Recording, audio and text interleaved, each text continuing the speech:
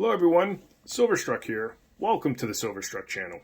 So, I've been doing some constitutional stacking lately, as well as some constitutional numismatic collecting. The first video I did in 2022 was about stacking 90% constitutional silver in this silver beer stein right here. So, trying to fill this beer stein is my only 2022 goal, and I'm trying to fill it with only US 90% constitutional silver.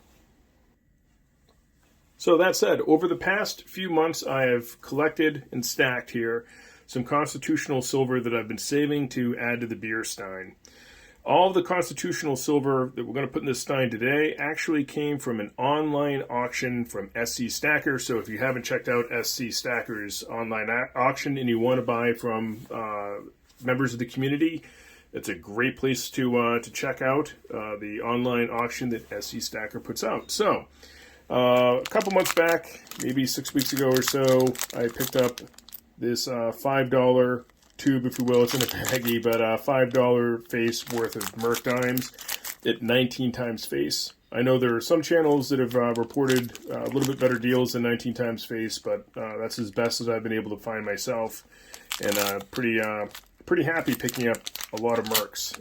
After that, I was able to attend another auction where I picked up a tube of Merc dimes. So that's $10 face of Merc we're going to be adding today. And then picked up a tube of Benjis. For those who don't know, a tube of Benjis is going to be 20 coins in one tube, or $10 face. So I usually like the bigger coins. I'm a big fan of the halves and the $1 coins. I like the big heavy silver coins over, the dimes or war nickels or even the quarters for that matter. Also was able to add one tube in baggy style of the Walkers. So all told, I've got $10, $20, $30 face to be able to add to the silver stein. Before we add this silver to the stein, I have picked up some other constitutional silver that I'm just not ready to add to the stein. So picked up some Barber quarters. Very nice. This is 1903. I mean, they're worn, highly circulated.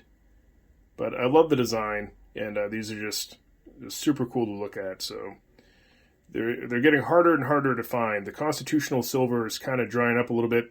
I think a lot of stackers are stacking it, and if you're trying to get some of the older coinage, like these Barbers, it's becoming increasingly harder to be able to do that and pick them up for a decent price. Also, I was able to pick up a number of Standing Liberty quarters. You can still see the date on these. This is 1927. They're the 3-star variety. So pretty cool. So I'm not gonna put the Standing Liberties or the Barbers in the stein for now. I'm gonna hold on to these and then think about whether or not I really want to stack these in the stein, or whether or not I'll just put them aside and maybe start tubes of Barbers or Standing Liberties. All right, so let's get some of this silver in the stein. All right, here we are with the beer stein, and open the lid. And you can see where we're at right now with constitutional, a pretty good amount in there, and more going in. So let's get right to it. Now, before I dump this silver in the beer stein, I would like to address a couple questions. One question that I've had from all of you out there is why? Why am I dumping all of this silver in a beer stein instead of just simply storing it in tubes? The simple answer is just for fun, really. I want to fill this beer stein. I don't really want to know how much silver it holds until I dump all of it out and find out. And then maybe I'll put everything back in tubes. But it's just a fun little way to stack up some constitutional silver and not get too wrapped up into what the worth of the silver is until the stein is full. I'd also like to say that I've gotten a lot of support from the community. People have sent letters, little bits of constitutional silver. Some other channels have supported my quest to stack the silver in the beer stein, and I really, really appreciate all of you, so thank you. Now, let's add some silver to the stein. I'm going to start with a whole bunch of Mercs.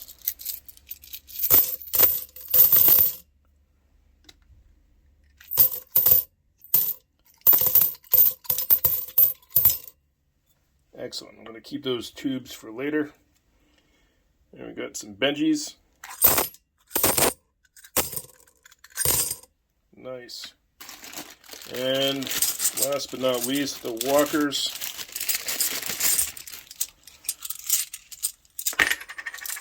Oh, escapee. There we go. In you go.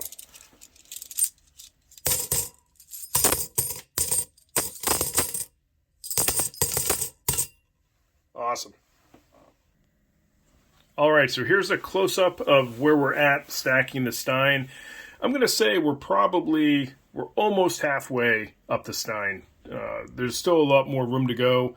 Let's dump this silver out, have some fun with it, and see how much silver is really in here. It's hard to tell in the Stein. Wow. All right. So there we have it. A whole bunch of constitutional silver. Really nice stuff. All sorts of different types. Got some Rosies in there. Walkers.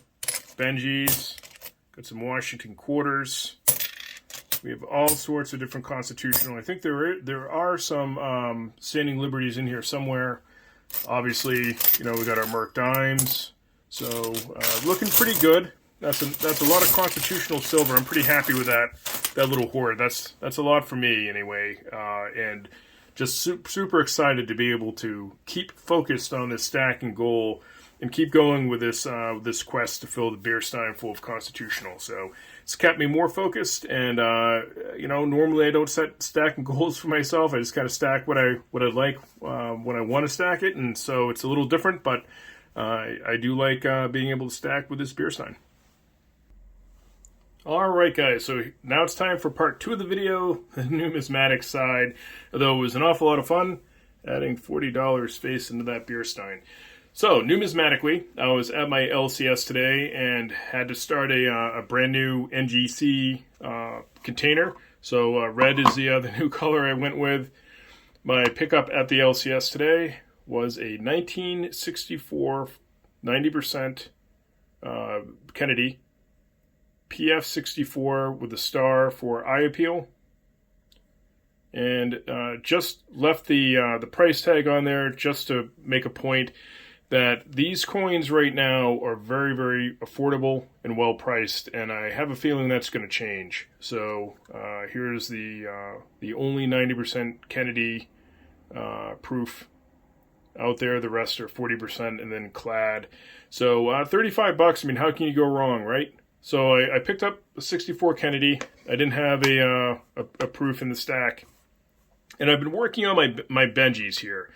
So I started with the last coin of issue. So it's going to be your 1963. This is also NGC. All these slabs are NGC. And I decided I wanted to collect the Benjis in proof 67. So PF 67.